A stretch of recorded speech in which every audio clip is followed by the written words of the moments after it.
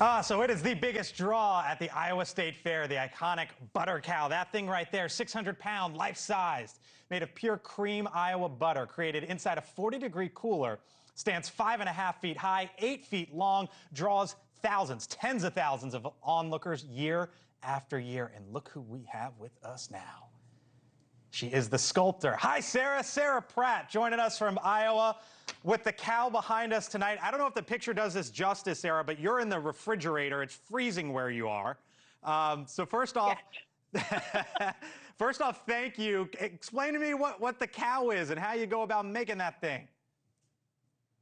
So it's a Jersey cow this year. And You're right, it's life size, about 600 pounds of butter. And we start every year with the same butter. So this butter here is 20 years old. We save it from year to year and resculpt it into a new cow. How long does it take to make that thing?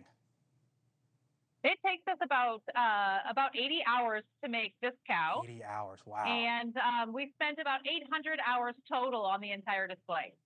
Huh. So we're looking at the display here, and we see the cow. I know you're breaking records there at the Iowa State Fair. Is it safe to say that thousands of people come by to see this cow every day? Oh, for sure. There is a line from the time the building opens, and they're just shuffling by. It's one of my favorite things is to watch people come and enjoy it. Huh. What's the best reaction you get? From behind the hallway, we can hear little kids yell, "The butter cow!" And it just melts our heart. The great Mick Mulvaney texts me that his 17-year-old mom once won the Princess K of Milky Way beauty contest at the Minnesota State Fair and had a statue of her carved out of butter. So I guess you can carve statues elsewhere out of butter, but this is the main thing. How hard is it? What is the hardest part of this? Oh, goodness. The hardest part is keeping the butter fresh and in good condition. So making sure that we're taking care of that product and freezing it during the year, and then making it look nice every year.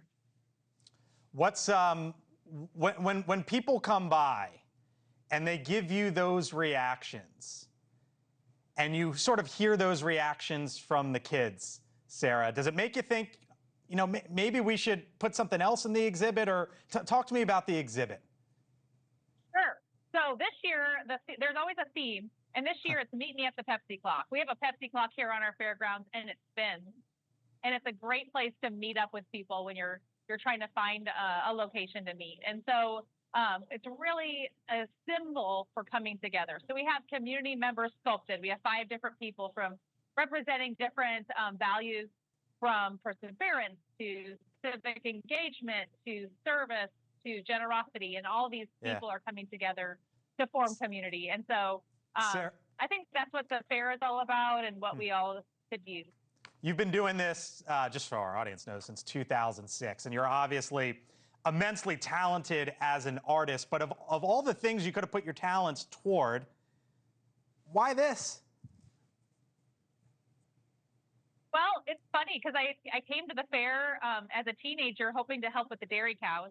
And I didn't know much about dairy cows, so I got sent up here to work with butter. And so it was really about finding a story and sharing a story about agriculture and about coming together as a community. And so it's not what I planned to do, but it's a great thing to be a part of. And I get to share it with my family. My daughters, Hannah and Grace, are also helping and carrying on the family tradition.